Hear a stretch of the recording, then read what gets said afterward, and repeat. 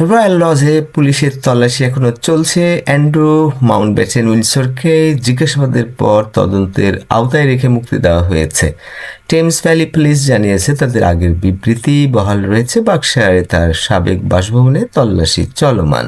উইন্ডসরের বাইরে অবস্থানরত সাংবাদিকরা এখন পর্যন্ত খুব বেশি পুলিশি তৎপরতা দেখেননি। গ্রেপ্তারের পর বৃহস্পতিবার রাতে তাকে স্যান্ডিংহাম স্টেটে ফিরতে দেখা গেছে। সরকারি দায়িত্বে অসদাচরণের সন্দেহে তাকে আটক করা হয়েছিল। ঘটনাটি প্রথম প্রকাশ করে বিবিসির আগে টেমস ভ্যালি পুলিশ জানায় মৃত যৌন অপরাধী জেফ্রি স্টেইনের সঙ্গে গোপন তথ্য ভাগাভাগির অভিযোগ তারা পর্যালোচনা করছিল। এপস্টেইনের সঙ্গে সংশ্লিষ্ট কোনো অনিয়মের অভিযোগ তিনি আগেই অস্বীকার করেছেন।